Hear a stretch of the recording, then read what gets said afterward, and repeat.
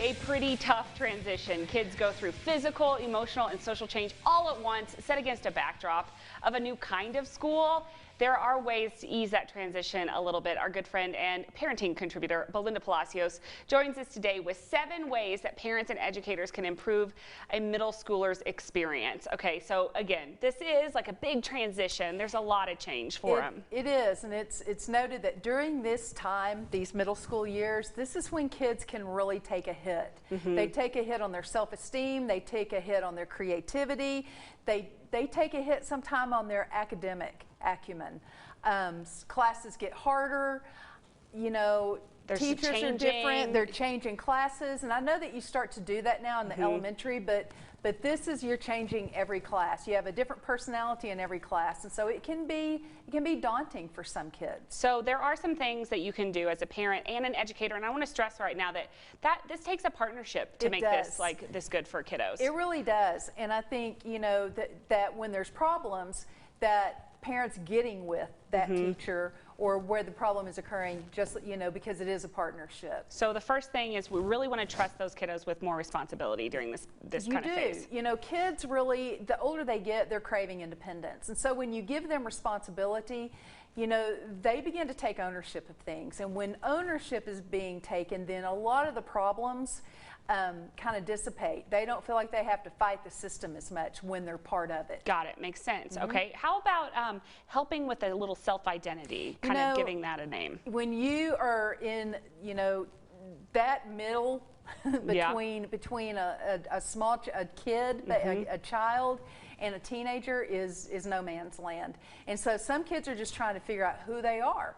You know, what is it that I really like? What is it that I want to be, and all of that. So helping kids to cope and manage with some of the feelings that they're having, because hormones are all over the place during this time as well.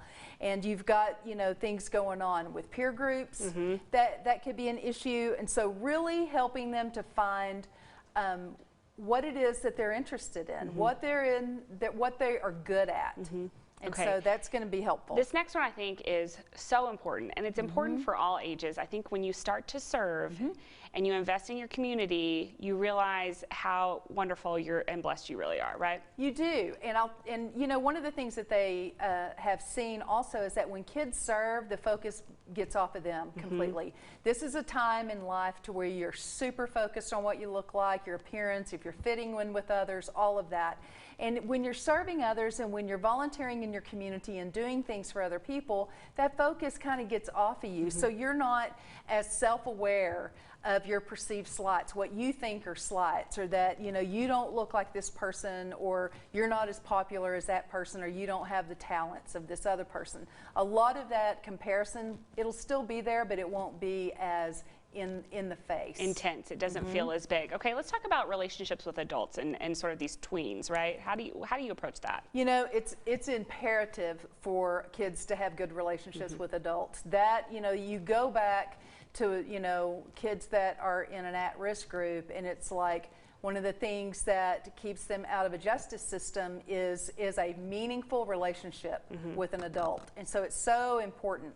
And so with teachers, you know, what you find in this age is that they begin to feel like teachers really don't care about them in middle school years. You know, it's faster paced, it's harder.